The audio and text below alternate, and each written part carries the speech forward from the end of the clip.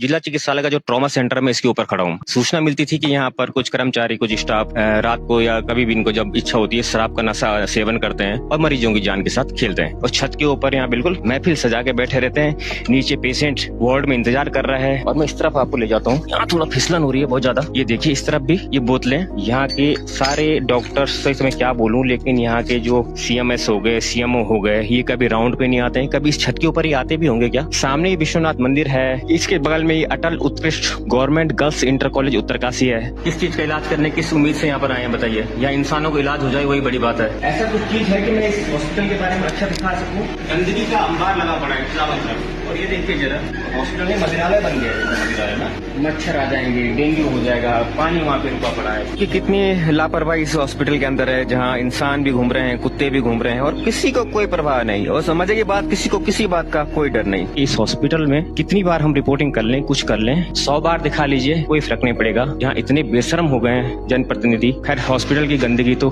एक अपनी जगह है। ये हैरत अंगेज कारनामा आपको जिला चिकित्सालय उत्तरकाशी में ही देखने को मिल सकता है। ये पूरा बयान राजीव प्रताप के पत्नी का है, आइए उसको सुनते हैं। और मेरा नाम मुस्कान है, मैं राजीव प्रताप की वाइफ हूँ। तो सर, वो मेरी लास्ट बात जो उनसे हुई थी वो 11 बजे हुई थी उनसे लास्ट जो बात हुई थी मेरी उनसे। उसके बाद सर मुझे नहीं पता है कि वो कहाँ हैं, क्या हैं, कैसे हैं, किस हालत में हैं सर। और मुझे जिन लोगों पे वो है वो थोड़ा परेशान थे, कई दिनों से मुझे बता रहे थे। इतना स्पष्ट तो उन्होंने मुझे बताया नहीं क्या है, कैसे है।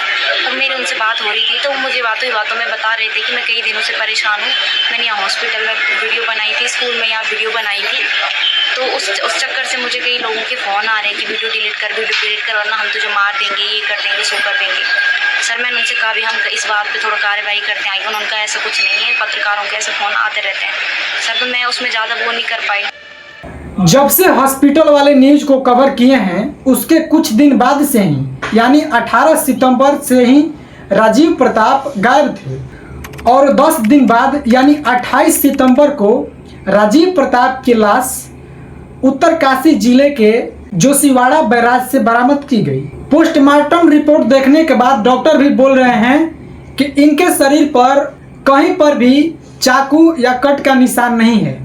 इससे प्रूफ होता है रिपोर्टर राजीव प्रताप की हत्या एक एक्सीडेंट से हुई है, क्योंकि बताया जा रहा है कि उनकी कार जोशीवाड़ा बैराज में गिर गई थी, जिसकी वजह से रिपोर्टर राजीव प्रताप की मृत्यु हो गई। जबकि उनके पत्नी और उनके भाई का कहना है कि ये कोई एक्सीडेंट नहीं है, ये सोची समझी साजिश है और उनकी हत्या की गई है। रिपोर्टर राजीव प्रताप की पत्नी ने CBI जांच की भी मांग की है, लेकिन अभी तक इस केस में कोई भी इम्प्रूवमेंट देखने को नहीं मिल रहा है। इस पूरे मामले को देखकर ऐसा लग रहा है कि क्या देश के कमियों को, देश के सच्चाई को जनता के सामने लाना कोई गुनाह है, या सच्चाई लाने पर कोई अटैक हो सकता है। अनेकों सवाल उठ रहे हैं उस क्रिएटर के मन में जो सच्चाई दिखाने का काम करते हैं। राजीव प्रताप की मौत अगर ये एक्सीडेंट है तो सरकार से यही निवेदन करूंगा कि अच्छे से उनकी जांच की जाए, अच्छे से इस केस की जांच की जाए और क्या सच है दुनिया के सामने लाया जाए। अगर ये हादसा नहीं, अगर ये कोई सोची समझी साजिश है तो इसके पीछे कौन लोग हैं इसका भी पता लगाया जाए, ताकि देश में जितने भी क्रिएटर्स हैं, न्यूज रिपोर्टर्स हैं, जो सच्चाई दिखाने का काम करते हैं, वो अपनी सच्चाई नहीं दिखा पाएंगे अगर ऐसा चलता रहा तो। लेकिन मुझे पता नहीं क्यों मुझे डाउट हो रहा है कि रिपोर्टर राजीव प्रताप को न्याय नहीं मिलने वाला है, क्योंकि कुछ दिन पहले ही एक ऐसी घटना हरियाणा के मनीषा के साथ हुआ था, जिसकी हत्या हो गई थी और उस केस का भी आज तक कोई पर्दाफाश नहीं हो पाया। उस केस में यही कहा गया कि उसके बॉडी को, उसके शरीर को किसी खूंखार जानवर ने अटैक करके उसको मार दिया था। तो उस केस का भी इंसाफ नहीं मिल पाया और मुझे इस केस का भी नहीं लग रहा है कि इंसाफ मिल पाएगा।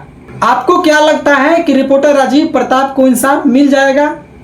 कमेंट जरूर कीजिएगा और इस वीडियो को ज़्यादा से ज़्यादा लोगों तक शेयर कीजिएगा, ताकि रिपोर्टर राजीव प्रताप जो एक सच्चे क्रिएटर थे, सच्चे रिपोर्टर थे, देश की सच्चाई को दुनिया के सामने लाने का काम करते थे, लेकिन उनकी आवाज़ को हमेशा के लिए दबा दी गई।